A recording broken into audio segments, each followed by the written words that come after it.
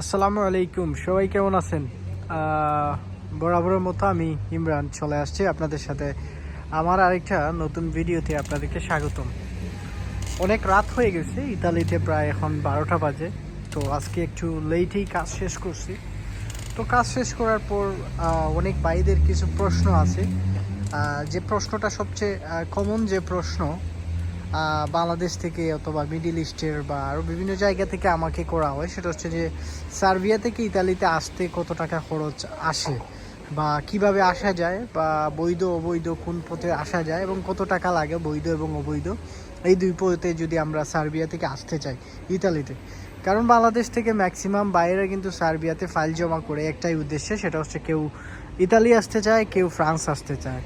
তো আজকের এই ভিডিওতে আমি এই বিষয়গুলো আপনাদের সাথে তুলে ধরবো। শুধু ইতালিতে না, আপনারা কিভাবে ফ্রান্সেও আসতে পারবেন এবং কত টাকা আপনাদের খরচ হবে, এই বিষয়বস্তুগুলো আজকে আমার এই ভিডিওর মধ্যে আপনাদেরকে তুলে ধরার চেষ্টা করব। আপনারা ইতিমধ্যে সবাই জানেন যে সার্বিয়াতে বাংলাদেশ থেকে অনেকেই 7 লাখ 8 লাখ টাকা ফাইল জমা দিয়ে আসতেছে এবং অনেকে অনেক জায়গাতে ফাইল জমা করছে।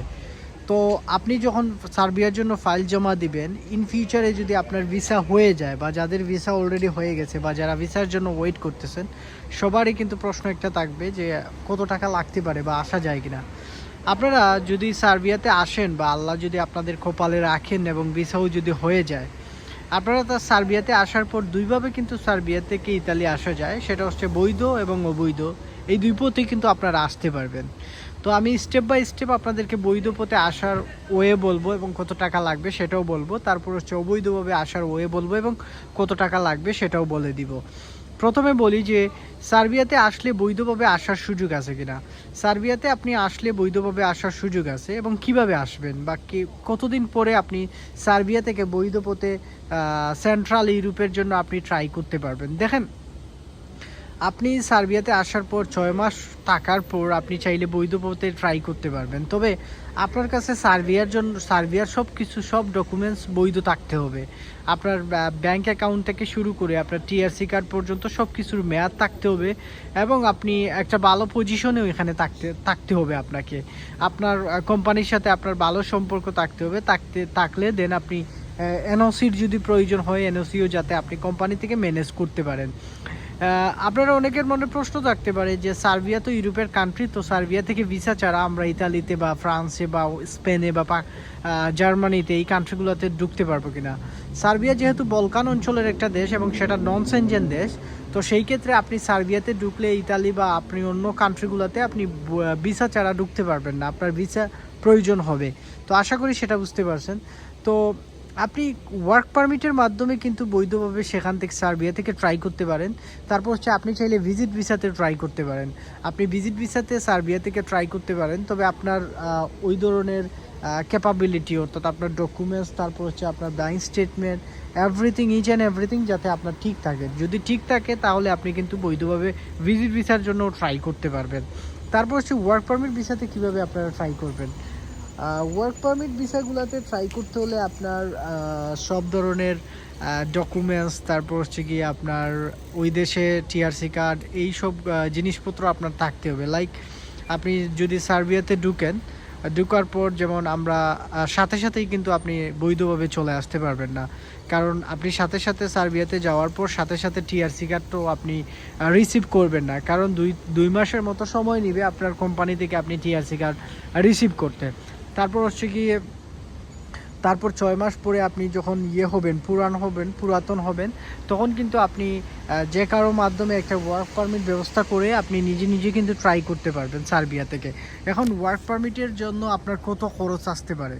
ওয়ার্ক পারমিটের জন্য 1000, 1500, 2000 ইউরো, এটা দেশের উপরে নির্ভর করতেছে যে আপনি কোন দেশের জন্য ট্রাই করবেন। সে দেশের ওয়ার্ক পারমিট কস্টিং যত হবে সেটা আপনার কস্টিং আসবে। তো অ্যাপ্রক্সিমেটলি একটা খরচ যদি ধরেন, ওয়ার্ক পারমিটে যদি আপনি সার্বিয়া থেকে ট্রাই করেন, তাহলে অ্যাপ্রক্সিমেটলি আপনার 2-2.5 লক্ষ টাকার মতো চলে যাবে, বৈধভাবে যদি নিজে ট্রাই করতে পারেন। ভিজিট ভিসাতেও এর থেকে আরও কম লাগার কথা। তো আশা করি এই জিনিসটা বুঝতে পারছেন। আর তারপর হচ্ছে যে অবৈধভাবে যে আসার যে প্রবণতা, এবং বাংলাদেশি যারা সবচেয়ে বেশি আমরা যেটা ট্রাই করি এটা সার্বিয়া থেকে আসার জন্য, সেটা হচ্ছে যে অবৈধ পথে আসার যে জিনিসটা, সেটা হচ্ছে যে গেম। অর্থাৎ গেমের মাধ্যমে কিন্তু আপনারা সার্বিয়া থেকে ইতালি পর্যন্ত আসতে পারবেন। 2 ধরনের গেম হয়ে থাকে, একটা হচ্ছে ট্যাক্সি গেম, আরেকটা হচ্ছে পায়ে হাঁটার গেম। সো ম্যাক্সিমাম বাংলাদেশিরা বর্তমান সময়ে ট্যাক্সি গেম করে। ট্যাক্সি গেমের কস্টিংটা প্রায় 3000 ইউরোর মতো হয়ে যায়, আর পায়ে হাঁটার গেম যেটা সেটা প্রায় 2500 বা 2000 ইউরো হতে পারে। তো ট্যাক্সি গেম দিলে আপনার কতদিন সময় লাগবে, সেটা হচ্ছে 10-12 দিনের মতো সময় লাগতে পারে। পায়ে হাঁটার গেম দিলে আপনার প্রায় 20 দিনের মতো সময় লাগতে পারে, এবং স্টেপ বাই স্টেপ সার্বিয়া থেকে আপনাকে বসনিয়া ঢুকাবে, বসনিয়া থেকে আপনাকে ক্রোয়েশিয়া ঢুকাবে, ক্রোয়েশিয়া থেকে স্লোভেনিয়া, স্লোভেনিয়া থেকে আপনাকে ইতালি ঢুকাবে। তারপর ইতালিতে আসার পর আপনি যদি চান ফ্রান্সে চলে যেতে, আপনি ফ্রান্সে চলে যেতে পারবেন। আপনি যদি চান স্পেনে চলে যেতে, আপনি স্পেনে চলে যেতে পারবেন। আপনি যদি চান জার্মানিতে যাইতে, আপনি জার্মানিতে চলে যেতে পারবেন। তবে আপনাকে দালালরা সার্বিয়া থেকে প্রথমেই কিন্তু ইতালিতে ঢুকায়, কারণ ইতালি হচ্ছে প্রথম একটা যেটাতে আপনি সার্বিয়া থেকে ঢুকতে পারবেন, এবং এটা হচ্ছে সার্বিয়া থেকে ঢুকার মানে প্রধান মাধ্যমই হচ্ছে কিন্তু স্লোভেনিয়া থেকে ইতালিতে আসা। তারপর ইতালিতে আসার পর কেউ ফ্রান্সে চলে যায়, কেউ স্পেনে চলে যায়, কেউ জার্মানিতে চলে যায়, কেউ পর্তুগালে চলে যায়। এটা যার যার পার্সোনাল বেটার, যে যেখানে সুবিধা করতে পারে, যার যেখানে ডকুমেন্টস করার চেষ্টা সেখানেই করে, মানে সেখানেই সবাই চলে যায়। তো আশা করি সেটা বুঝতে পারছেন। তো অনেকের আরেকটা প্রশ্ন থাকতে পারে যে ভাই, সার্বিয়াতে গিয়ে ইতালি পর্যন্ত যাওয়ার জন্য আমি যদি পুলিশ আমাকে ধরে তাহলে বাংলাদেশে পাঠিয়ে দিবে কিনা। সার্বিয়া থেকে ইতালিতে যাওয়ার পর পুলিশ আপনাকে কখনোই দৌড়া খেলে আপনাকে বাংলাদেশে পাঠাবে না, এটা আপনি নিশ্চিত থাকতে পারেন। এটা নিয়ে কোনো ধরনের আপনার হ্যাসেল বা কোনো ধরনের জটিলতার প্রবলেম ফেস করতে হবে না। কারণ সার্বিয়া থেকে যদি আপনি বসনিয়াতে ঢুকেন, আপনাকে যদি বসনিয়ার বর্ডারে যদি পুলিশ ধরে, তাহলে আপনাকে সার্বিয়াতেই ট্রান্সফার করবে। ধরেন আপনি বসনিয়া থেকে আপনি ক্রোয়েশিয়াতে দৌড়া খাইছেন, ক্রোয়েশিয়ার বর্ডারে আপনাকে ক্রোয়েশিয়া থেকে বসনিয়াতে ট্রান্সফার করবে, আপনাকে ক্রোয়েশিয়া থেকে বাংলাদেশে পাঠাবে না। তো আশা করি এই জিনিসটা বুঝতে পারছেন। বাইরুডি ইউরোপ কান্ট্রিগুলোতে দৌড়া খাইলে আপনাকে ডিপোর্ট করবে না। তবে আপনারা যে জিনিসটা মাথায় রাখবেন, পাসপোর্ট সাথে রাখবেন না, কোনো প্রয়োজনীয় বা আপনার আইডেন্টিফিকেশনের যে ডকুমেন্টসগুলো like an ID card, passport, তারপর আরও যাবতীয় যা কিছু আছে এইগুলো সাথে না রাখাটাই ভালো। এগুলো আপনারা ডিএচএল করে অন্য কোথাও পাঠিয়ে দিবেন, অথবা আপনার বিশ্বস্ত কেউ যদি ইউরোপ কান্ট্রিতে থাকে তার কাছে ডিএচএল করে পাঠিয়ে দেন, অথবা আপনি বাংলাদেশেও ট্রান্সফার করে দেন। ডিএচএলের মাধ্যমে এগুলো করা যায়। আমি যখন লন্ডন থেকে আসছিলাম, তো আমারও পাসপোর্ট কিন্তু আমি আমার একটা পরিচিত বন্ধুর কাছে রাইখে আসছি। তো আমার যদি দরকার পড়ে আমি ওই পাসপোর্টটা আমি নিয়ে আসতে পারবো ডিএচএল করে। তো আশা করি বুঝতে পারছেন এই বিষয়গুলো। তো টাকার যে পরিমাণ 3000 ইউরো লাগতে পারে, 3500 ইউরো লাগতে পারে, 2000ও লাগতে পারে, 2500 ইউরো লাগতে পারে। এখন আপনি যার মাধ্যমে আসবেন, যে যত টাকা চার্জ করবে সেই টাকাটা আপনাকে পে করতে হবে। তো আশা করি বুঝতে পারছেন। আর আপনি গেমে একবারে সাকসেস হয় কিনা, গেমে একবারে সাকসেস হয় না, কেউ 2 বার, কেউ 3 বার, কেউ খুব কম সংখ্যক লোক একবারে সাকসেস হয়ে যায়। তবে ট্যাক্সি গেম করলে সুবিধা হয়। অনেকেই প্রশ্ন করেন কোন গেমটা দিলে সুবিধা হয়। ট্যাক্সি গেম দেন, আর টাকা যে বিষয়গুলো এগুলো মিডিলেই রাখতে হয়, দালালরা মিডিলেই রাখায় আপনাকে। সো ম্যাক্সিমাম যারা এই লাইনে আসে সবাই কিন্তু মিডিলে টাকা রাখে তারপর আসে। তো এইভাবেই আর কি সিস্টেম। তো আশা করি বুঝতে পারছেন। এগুলো নিয়ে আরও আমার ব্রিফলি অনেক ভিডিও আছে, আমি 13 থেকে 14 মিনিটেরও ভিডিও করছি। তো আপনাদেরকে বেসিক কিছু ইনফরমেশন দেওয়ার জন্য আজকের এই ভিডিওটা মেক করছি।